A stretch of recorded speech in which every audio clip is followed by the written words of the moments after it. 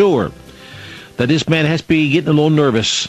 I'm sure that he knows by now that his program interview went viral on the net over the weekend. I'm amazed at how far it's went. About every online news magazine that I know of has got it. Radio show hosts calling me to be on their radio shows. Other people that were say in the know are calling and asking questions. And I don't know. It's just, but this has been a bombshell as far as actually opening people's eyes to the truth. And Lieutenant McCoy from North Carolina is an officer in North Carolina. He's going to be sharing a lot of things with tonight, folks, and we'll be taking phone calls too, if at all possible. But I must ask you, please limit your questions or comments just to one question, one comment, and do it quickly. After the bottom of the hour, take phone calls at 855-242-8824. And first-time callers, you will go to the front of the line. If you're a police officer or military, retired or whatever, you will go to the front line also. 855-242-8824. Lieutenant, thank you for having the courage and the Christian love in your heart to join us tonight. Sure, I appreciate that. Well, we appreciate you, brother. I cannot begin to tell you how proud I am to know you via radio and what you're trying to do and the truth you're telling to the people. Thank you so much for having the courage to do this. I know you care for the people, or you wouldn't do this. You're putting your whole, not only your career on the line, you're putting your life on the line, aren't you? Yes, sir, I certainly am. And if I could, I'd just like to say I've done a lot of praying, and I got two special Christian friends that I've kind of talked with, and we figured it was time for the truth to be released. Well, we got a lot of things covered tonight, but I don't want to rush through any of them if I can help it. And folks, I promise to get you phone calls if we can. But again, Lieutenant, would you mind telling the people, as briefly as you possibly can, what you do know firsthand that's coming down probably in the next 2 or 3 months in this country? Yes, sir. Like I told you in the other program, the local law enforcement is training with the military, with drones and choppers. And the training locally here began basically in May of 2012. Now, it's not something new, but it's something that they've really stepped up with. Okay, now what kind of training and what other plans you think for the future? Just lay it all out, just like you've been told it. Yes, sir. It's basically I'll lay it out there for you. It's not really a secret to a lot of law enforcement officers here that's on the side of God and country. We know the feeling, and we all feel it, and they plan on a total all-out gun confiscation. And it's just simple. I mean, it's just that way. Basically, how they've got the law enforcement agencies tied in was with all these federal government funding programs. It didn't make any difference what an agency wanted. For specifically the last couple of years, they've just poured and poured and poured millions and billions of dollars into local law enforcement agencies. Now the federal government owns them, and they pretty well have to do what they say do if they want to continue. Oh yeah, you suck off the federal ticket, they're going to ask you to pay them back. That's for sure. Yes, sir. Now, I lost my train of thoughts. Many questions come to my mind. I can't keep up with them. As far up as you know, who's behind this? As far up as you know, it goes way high. Okay. I'd rather not say exactly what I do know, but I do know it goes high in the federal government. Well, you do know that Illinois, as we speak, has got a bill proposed that would outlaw any kind of more than probably single-shot rifle or handgun, whether it's lever actions, pump actions, whatever. You know that, right? Yes, sir. I did hear that. Yes, sir. And they would not grandfather anything. They'll all be turned in or confiscated. Do you foresee that happening cross country? Yes, sir, I do.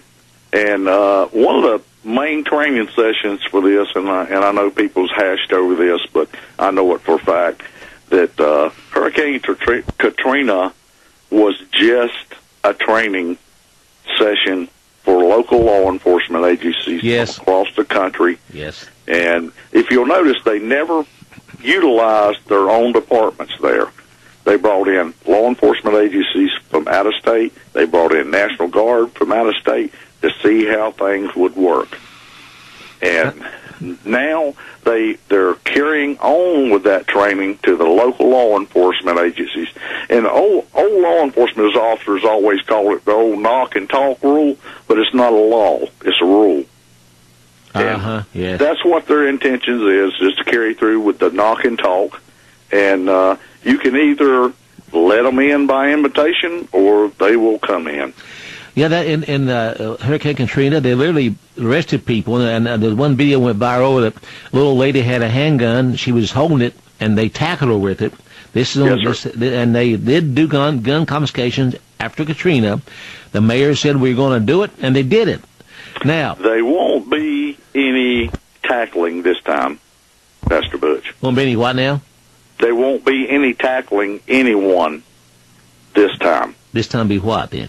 Be total force, deadly force. You mean, okay, got you. So there's no point in trying to reason with him, is there? No, sir.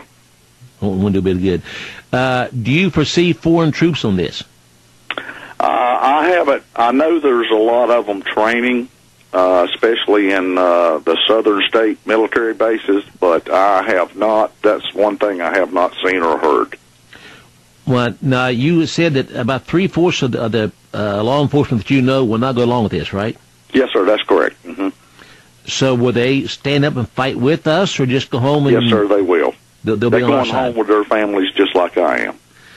And they will stand with us on this and fight? Yes, sir, they plan on standing on the line.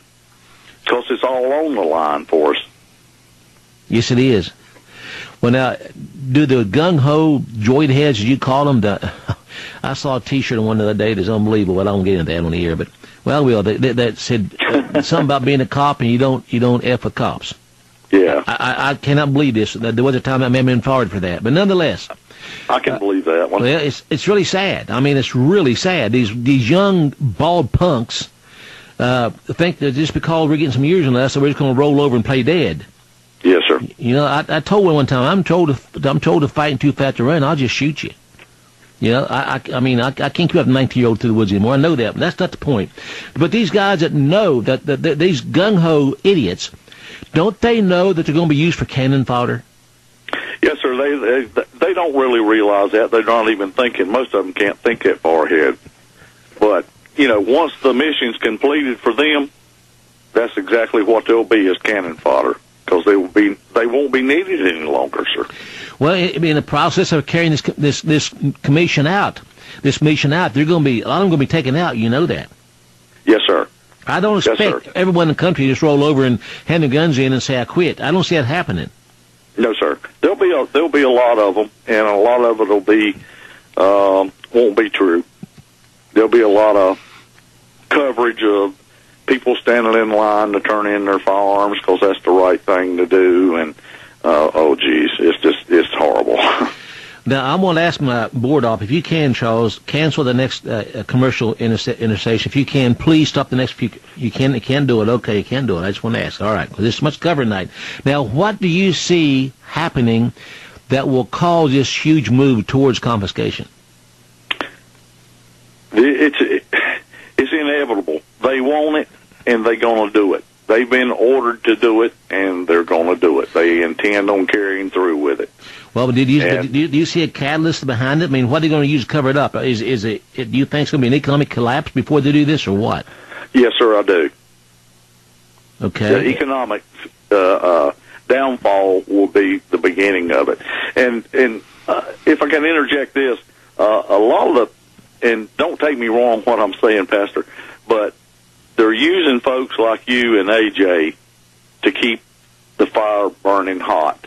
That's what they want. And until the last minute, you guys don't have anything to worry about. All right, break it down a little more. What do you mean? In other words, the government wants you guys to keep pouring gas on the fire and make it bigger and hotter.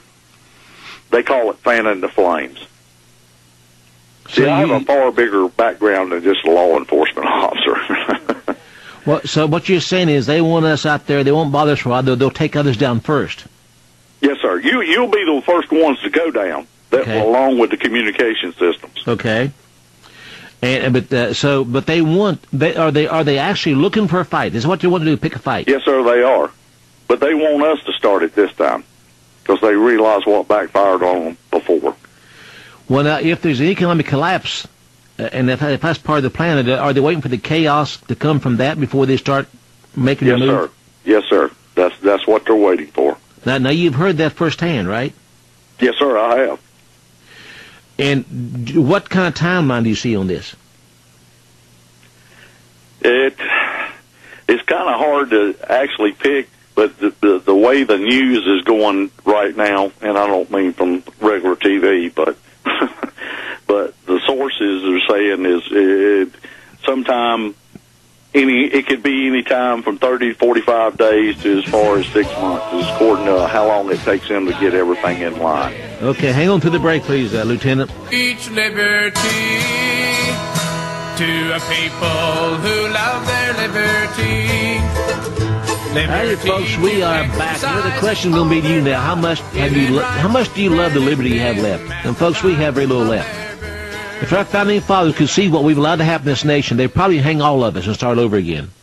They start with the preachers, and I'm one of them. They would start because the pulpits were the flame that set this nation on fire for a revolution in the 1700s. The pulpits today are nothing but a bunch of panty-waisted pimps out there tonight in this country. But anyway, back to our guest. By the way, I just found out, Lieutenant, that on one video alone, I know but at least a dozen different online papers and clips going up, and on one alone we had 22,000 hits this day alone. So the word's getting out there, okay? And just on one of them. See, I'm glad the word's getting out, but I don't want the notoriety for it. I'm just doing what the Lord wants me to do. That's it. But don't you know that you're reaching some people? So I would say, with all of them combined, 250,000 hits easily today.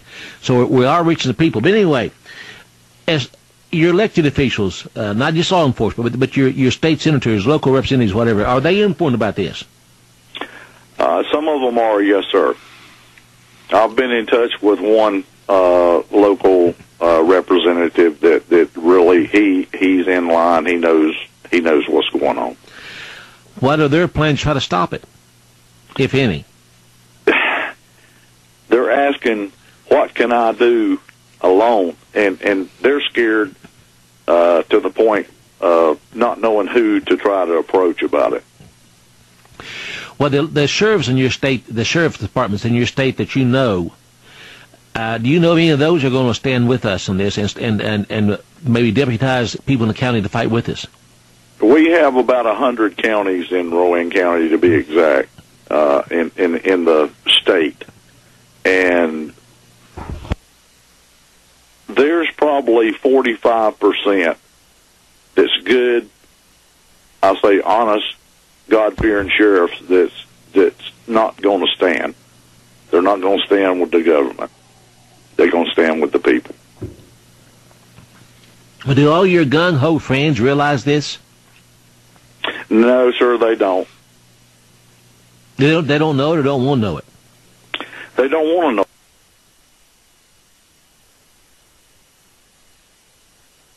it. They don't want to realize it. They don't want to think about it. And they just want to let things go.